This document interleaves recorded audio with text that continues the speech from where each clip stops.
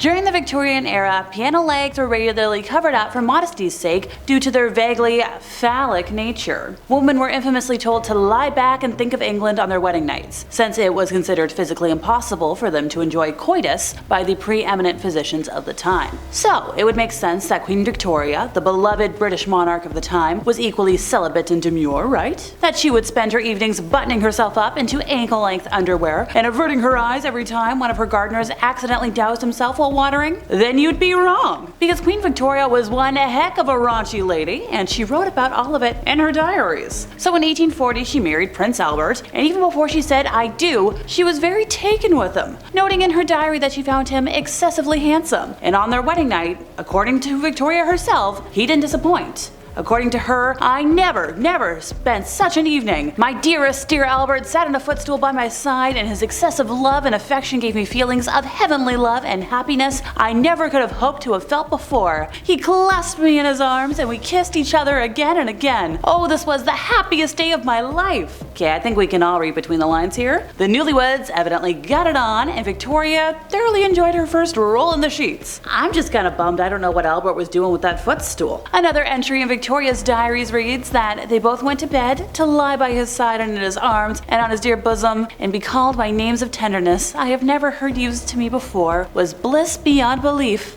Oh, alright. Congratulations. On her 30th birthday, she recorded that this day was again welcomed in by the tender love and affection of my dearest Albert. Other very thirsty musings by Victoria include this spicy recollection. "My dear Albert came in today from the rain. He looked so handsome in his white cashmere breeches with nothing on underneath." Alright, I think I've seen enough. There is plenty of other historical evidence that confirms just how hot and heavy the Queen and her prince consort were for one another. By the way, to make sure they could enjoy maximum privacy, the couple is said to have installed a special button in their bedroom at their huge holiday house on the Isle of Wight, and the idea was they could lock the doors from the bed so they would never be interrupted during fun time by a footman. There are persistent rumors also that Albert was so well endowed that he had to wear a special ring around his little prince so it could be pulled to the side and thus not bulge in an unseemly manner in his trousers. Whew. Victoria's clear luster her bloke extended beyond the bedroom, and they routinely gave each other risque gifts. For example, she bought him a quite erotic painting from artist Franz Xaver Winterhalters, which depicts a group of bare-breasted women preparing to bathe. Albert at one point decided the perfect present for his queen was to commission a marble statue of himself as a sensual Greek warrior. Later, Victoria deemed it was so racy that she had it moved to a private part of her home and had a more covered up version made, which is still in the Buckingham Palace collection. Sadly, it wasn't all fun and games for the duo. Sometime around 1943, the librarian in charge of the Royal Archive found an innocent-looking box labeled Diary and Prince Consort's notes on the birth of the royal offspring. This got sent off to Princess Beatrice, then aged 86, so she could decide what to do with it. Within it was a cache of letters from Albert to Victoria that were nothing less than passionately angry, buttoned-up expressions of marital hatred. In many, his usual neat handwriting had degenerated into a scrawl, evidence that his hand had been shaking as he filled the page. Controlling and resentful, they constantly upbraided Victoria for her displays of irrational ill temper. Damn, maybe her diary was just fan fiction that she wrote to escape from the horrors of her day-to-day life? Oh, I'm not done with Her Highness yet. She might have dabbled in the occult. It has been speculated that she took part in seances, but nothing's ever been officially verified. This might be because after her death, most of her journals and letters were censored by her daughter, Princess Beatrice. The only reason we got that last set of notes was because somebody sneakily took photos. There is speculation that in 1846, Georgiana Elizabeth Eagle, a young clairvoyant, performed before Victoria and her husband at Osborne House. Then in 1861, after Albert's death that year, it is rumored that a medium named Robert James Lee fell into a trance during a seance and channeled the departed spirit of Albert. Lees may then have conducted seances for Victoria to speak to her dead husband. It has also been claimed that John Brown, Victoria's favorite and long-rumored lover, also acted as a medium to channel Albert. Interesting. One more point about the Queen before I move on to other royals today: the legitimacy of her heritage. It has been suggested that her biological father was not Prince Edward. It has been suggested that her biological father was not indeed Prince Edward,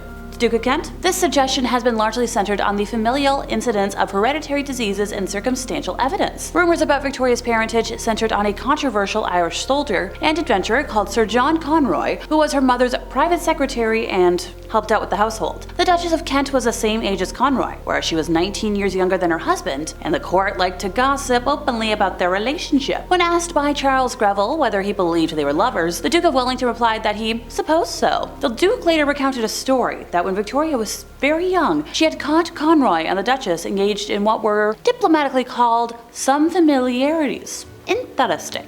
Alright, let's talk about Victoria's granddaughter now. Wayward, willful, and frequently malicious, Princess Charlotte of Prussia was often admonished to behave better in letters from her grandmother, but to no avail. And there was good reason to believe that she may have been at the center of an outrageous scandal in the heart of her brother's court. The German imperial court was lavish and snobby, and given to extravagant debauchery. In the last decade of the 19th century, courtiers were terrorized for 4 years by accusatory notes detailing their misdeeds, some complete with raunchy sketches. Duels were fought, lives lost, and reputations shredded as a result of the letters that spilled all of the juicy details. Everything from mate swapping to full naughty coitus parties. One male court official was arrested for sending the letters, but released when authorities determined that they were the work of a woman. Suspicion immediately fell upon Princess Charlie. Some believed she had written the notes. Others said her diary had been stolen and fallen into the wrong hands. There were even those who suggested Charlie had hosted an evening of debauchery, with the purpose of deliberately gathering blackmail material. In any event, this whole affair remained a murky blot upon her reputation, and the whispers followed her until her death. Okay,